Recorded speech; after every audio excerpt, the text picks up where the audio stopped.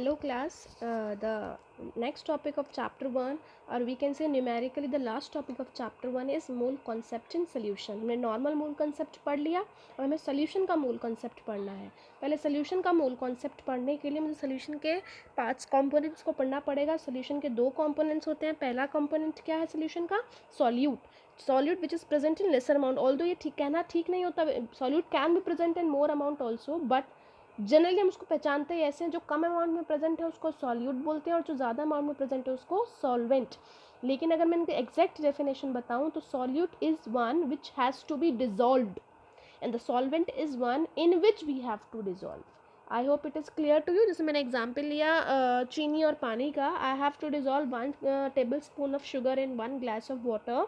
So sugar is your solute and water is your solvent. Okay, तो हम ये word बहुत बार यूज़ करेंगे इस पूरे टॉपिक में, सॉल्यूट एंड सॉल्वेंट, तो आपको इसके बारे में पता होना चाहिए.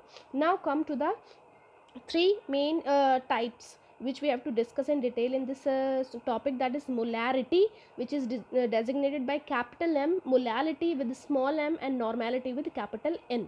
So what is molarity? First, molarity का formula है number of moles of solute divided by volume of solution in liter. बेटा मैं आपको एक फॉर्मूला बताने जा रही हूँ जो शायद आपने 9th क्लास में भी पढ़ा है, नंबर ऑफ मोल्स का. बेटा दिस इज़ वेरी इंपॉर्टेंट. पूरा through out the mole concept in solution the formula of number of moles you will be using again and again.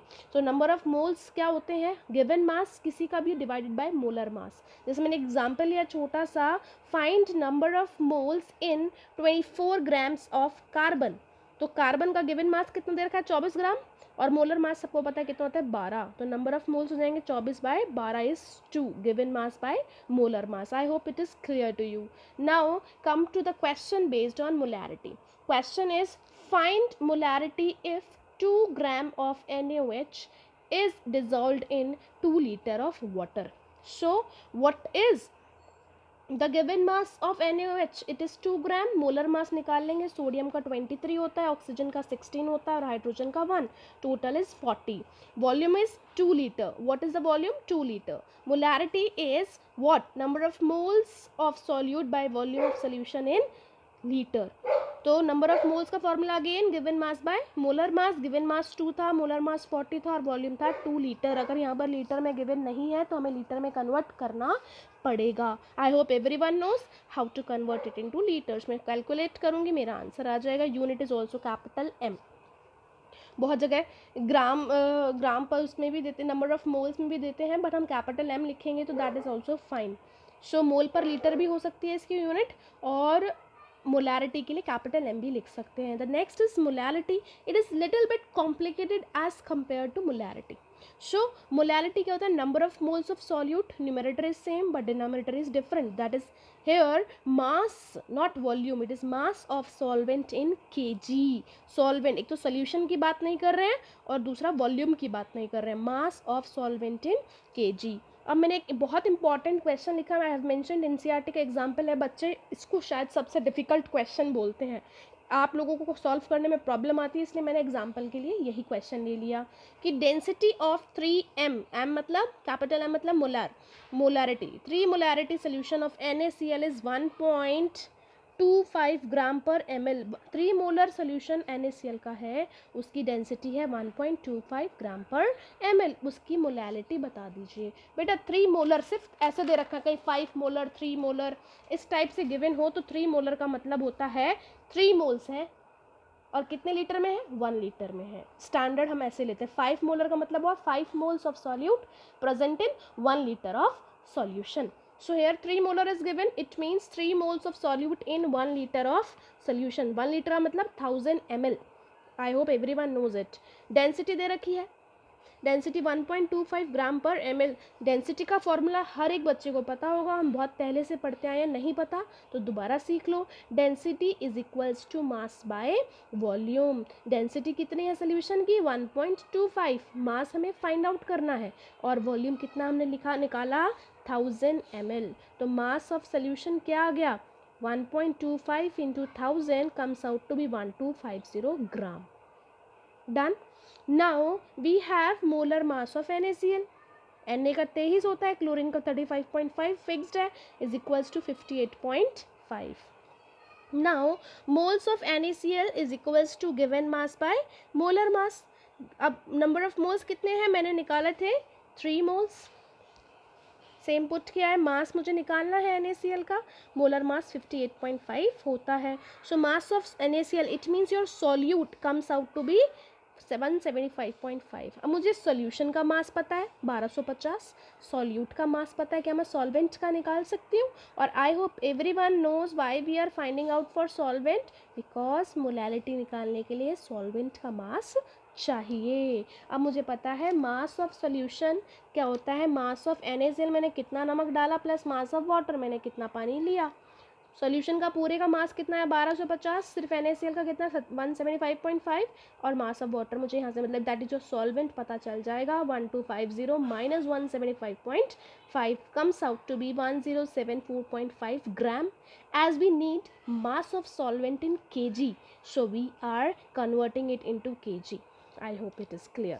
Now molality का सीधे formula, number of moles of solute by mass of solvent in kg. Now moles कितने थे 3 और मेरे पास मास कितना है kg में 1.074. Answer comes out to 2.79. बेटा स्मॉल m यूज़ किया है यूनिट के लिए, यहाँ पर कैपिटल M यूज़ नहीं करेंगे. The next and the last is normality. बड़ी आसान है निकालना. इसका बड़ा वाला फॉर्मूला सीखना ही नहीं है हमने छोटा फॉर्मूला सीखना है. दैट इज मोलैरिटी हमने पहले स्टेप में निकालनी सीख ली सबसे पहले इनटू एन फैक्टर. अगर मुझे एन फैक्टर निकालना आ जाए जो कि बड़ा आसान है तो मोलैरिटी का आंसर में ही मैं नॉर्मेलिटी भी निकाल सकती हूँ.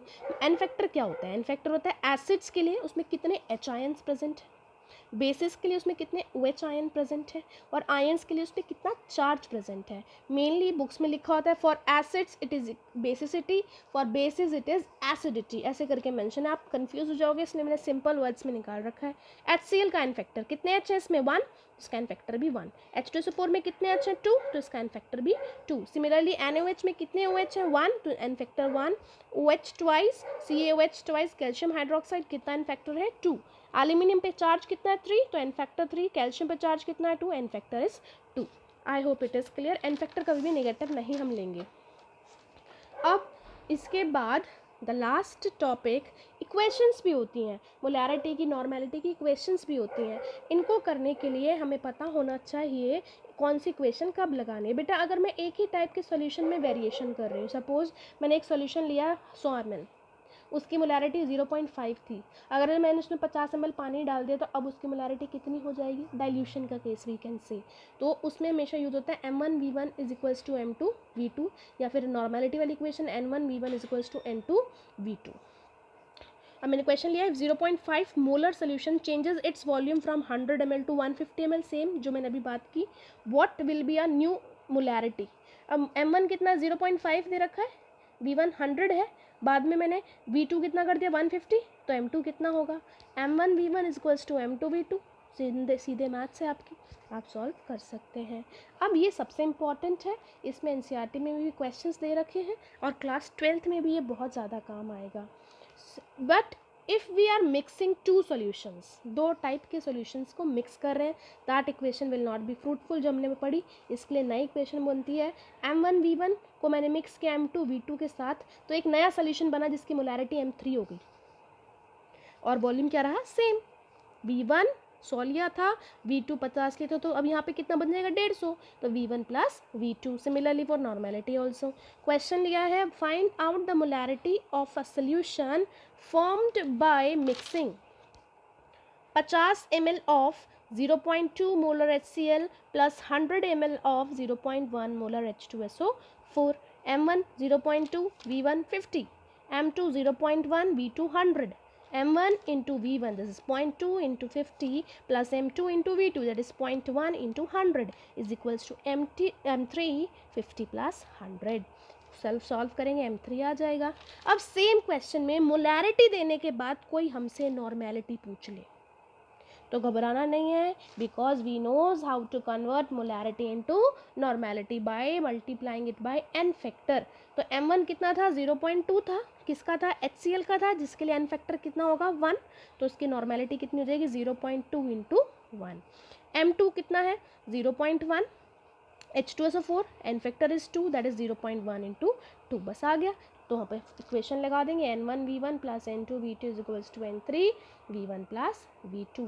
आई होप आपको समझ में आया। Next assignment will be based on the same topic.